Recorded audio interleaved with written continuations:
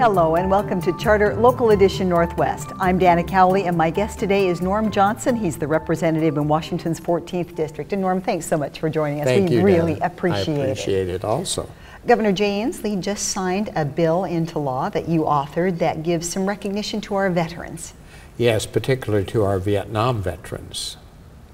Why is that so important to you 4 decades after the war? You know, that was probably the most difficult war that we ever fought, and probably the most controversial. And, you know, that was through no fault of theirs. No. They were drafted, they were sent in. I came out of the service just at the beginning of the war in '63, and it was just a very sad time for our country, and sadder for those young men and women that fought in Vietnam. I lost a cousin in Vietnam. Yes, and I did also. So what does your legislation do for our survivors?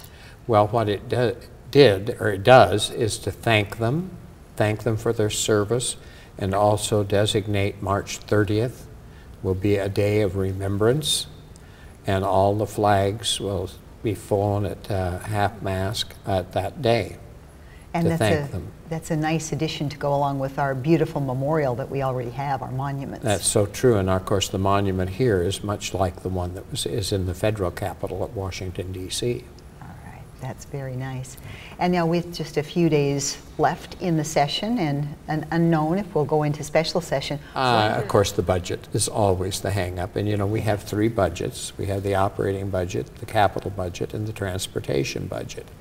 And I think as we speak, they're getting ready to run the transportation budget this morning in the House. But then, you know, it has to be reconciled with the Senate and has to be approved by the governor. So I'm afraid we're a bit away from, hopefully we're not a bit away from the 28th of this month, but that could be.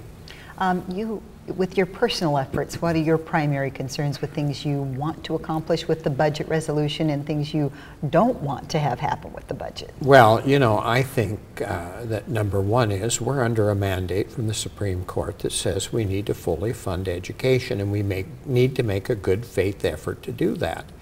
And so it has to be number one. And I feel also we have to take care of the most vulnerable among us, and we have to assure the people of public safety, you know, and nothing brought that home more than what occurred yesterday in Boston, which was horrible. Terrible. So, you know, we have those things facing us, and I think the people are saying we want those things, but we don't want new taxes.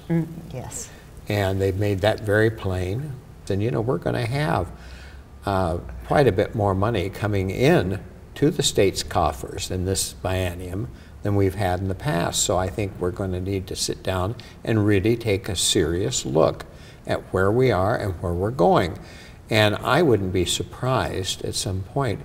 The Representative Alexander, of course, has written the Republican budget, and I think that could be a vehicle to get out of here. The Senate is going to have to be a little bit more open. I think the House budget is going to have to close its doors a bit, and then you're going to have to come up with some type of a compromise. All right, wonderful. Thank you so much. Well, thank Senator you, Norm Dana. Johnson. We sure appreciate you joining us. I don't belong to the old men's club. Representative Norm Johnson, thank you so much for joining us. We really appreciate it. Thank you. And thank you for watching. You're watching Charter Local Edition Northwest.